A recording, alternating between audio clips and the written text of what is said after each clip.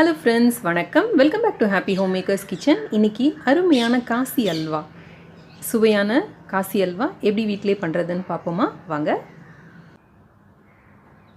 இப்போது இதுக்கு தேவையான பொருட்கள்லாம் என்னென்னு பார்ப்போமா?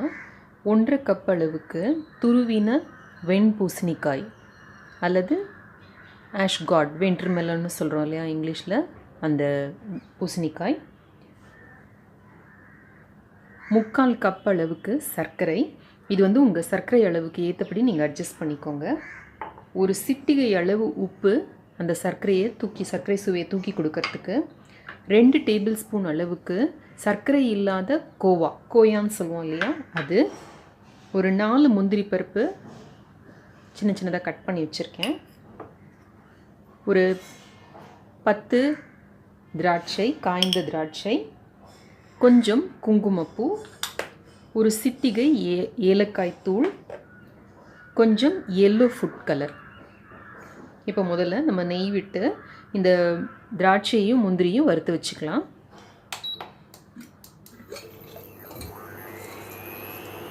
ஒரு டீஸ்பூன் அளவுக்கு நெய் விடலாம். மொத்தமாக ஒரு 3லேருந்து 4 டீஸ்பூன் நெய் விட்டால் போதும், அதுக்கு மேலே தேவைப்படாது இதுக்கு. இப்போ இதில் திராட்சையும் முந்திரியையும் போட்டு நல்லா வறுத்து எடுத்து வச்சுக்கலாம். இப்போ இந்த முந்திரியும் திராட்சையும் நல்லா வறுப்பட்டுடுச்சு. நான் அதை எடுத்து தனியாக வச்சுக்கிறேன். இப்போ இதோட இன்னும் ஒரு டேபிள் ஸ்பூன் அளவுக்கு நெய் விட்டு நம்ம இந்த பூசணிக்காயை வந்து நல்லா வதக்கிக்க போகிறோம். ஒரு 1/4 கிலோ அளவுக்கு பூசணிக்காய் எடுத்து தோலெல்லாம் சீவிட்டு நல்லா அந்த பெரிய கண் இருக்கிற கிரேட்டரில் கிரேட் பண்ணி கையில் கொஞ்சம் பிழிஞ்சு எடுத்து வச்சுருக்கேன். அந்த தண்ணியை தனியாக எடுத்து வச்சுருக்கேன். அதை வந்து நம்ம சூப்புக்கோ இல்லை சாம்பார் கூட்டு அந்த மாதிரி எதுலையாவது விட்டுடலாம். இதில் வந்து நம்ம வெறும் இந்த துருவலை மாத்திரம் போட்டு இது பண்ணிக்கலாம். ரொம்ப ஒட்ட பிழிய வேண்டாம், கொஞ்சம் ஈரம் இருக்கலாம், அதோட பிழிஞ்சுக்கோங்க. இப்போ இதை நல்லா வதக்கிக்கலாம். நம்ம அந்த பச்சை வாசனை போய் வேகிற வரைக்கும் நம்ம நல்லா வதக்கிக்க போகிறோம். நம்ம ஒரு சிட்டிகை உப்பு இப்போ சேர்த்துக்கலாம். சேர்த்துக்கிட்டோம்னா இது வேகிறதுக்கு வந்து ஈஸியாக இருக்கும். இப்போ இதோட பச்சை வாசனைலாம் நல்லா போயிட்டு நல்லா வதங்கியிருக்கு. இப்போ இதில் தேவையான அளவு சர்க்கரை சேர்த்துக்கலாம்.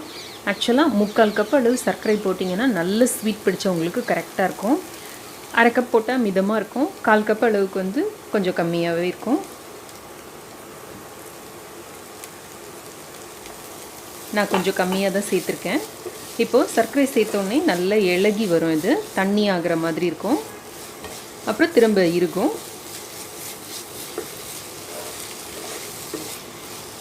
பாருங்கள் நல்லா இளகுது. இதுக்கு பூசணிக்காய் செலக்ட் பண்ணுறப்ப நல்ல விளைஞ்ச காயாக நல்ல முத்தின காயாக நீங்கள் எடுத்திங்கன்னா உங்களோட காசி அல்வா வந்து ரொம்ப டேஸ்ட்டாக இருக்கும். எப்படி முத்துனது அப்படின்னு கண்டுபிடிக்கிறது அப்படின்னா, மேலே நல்லா சாம்பல் பூத்துருக்கும், அந்த பச்சையாக இல்லாமல் சாம்பல் பூத்துருக்கும் அந்த தோலில். ப்ளஸ் அந்த விதை பார்த்தீங்கன்னா, விதை உள்ளே உடைச்சி பார்த்தீங்கன்னா பருப்பு நல்லா டெவலப் ஆகிருக்கும். அந்த 2 இது வச்சு நீங்கள் நல்லா விளைஞ்ச காயின்னு தெரிஞ்சுக்கலாம். அந்த காய் எடுத்திங்கன்னா தான் உங்களோட திருவல் வந்து நல்லாயிருக்கும். உங்களுக்கு வந்து அல்வாவும் நல்லா கிடைக்கும். ரொம்ப குவிக்காக ரொம்ப ஈஸியாக பண்ணிடலாம். இப்போ நான் கம்மி அளவு எடுத்துக்கிறதுனால ஒரு 15 நிமிஷம் தான் ஆகும் இது மொத்தமாக முடிக்கிறதுக்கே. நம்ம கூட அளவு எடுத்தோம்னா அதுக்கேற்றபடி இன்னும் கொஞ்சம் டைம் கூட ஆகும். பட் அந்த தண்ணியை நல்லா இருத்து பிழிஞ்சு எடுத்துட்டோம்னா ரொம்ப குவிக்காகிடும் நமக்கு.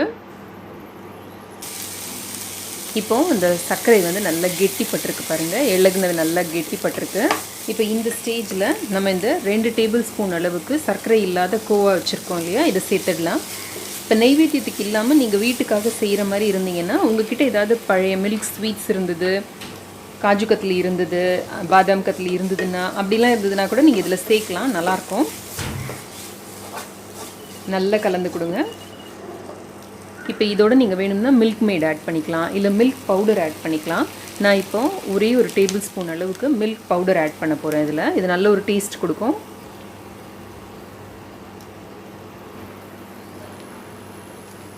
நல்லா மிக்ஸ் பண்ணிக்கோங்க.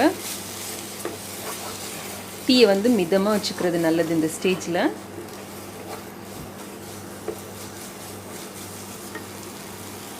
இப்போ நான் அதில் ஒரு சிட்டிகை எல்லோ ஃபுட் கலர் சேர்க்க போகிறேன்.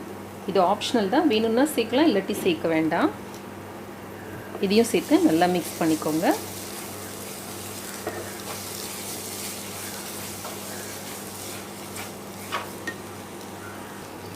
இப்போ இதில் ஒரு சிட்டிகை ஏலக்காய் தூள் போட்டுக்கலாம்.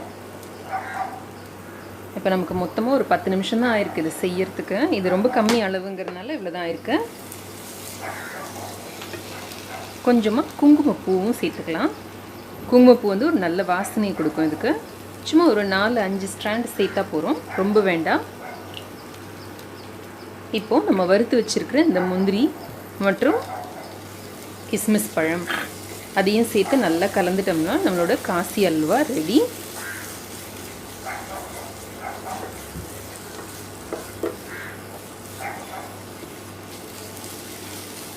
சுவையான சத்தான காசி அல்வா ரெடி. இறக்கினதுக்கு அப்புறமா ஒரு 1/4 டீஸ்பூன் அளவுக்கு நெய் சேர்த்தோம்னா நல்ல நெய் வாசனையோட ரொம்ப நல்லாயிருக்கும். நம்ம ரொம்ப கம்மியாக தான் நெய் விட்டுருக்கோம் அதுக்கு. ஸோ ஒரு 1/4 டீஸ்பூன் அளவுக்கு நெய் விட்டு கலந்து விட்டுக்கோங்க.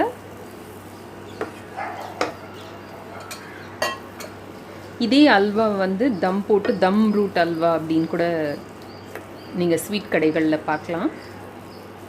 இது நம்ம வீட்டிலேயே செய்யக்கூடிய சிம்பிள் காசி அல்வா அல்லது பூசணிக்காய் அல்வா.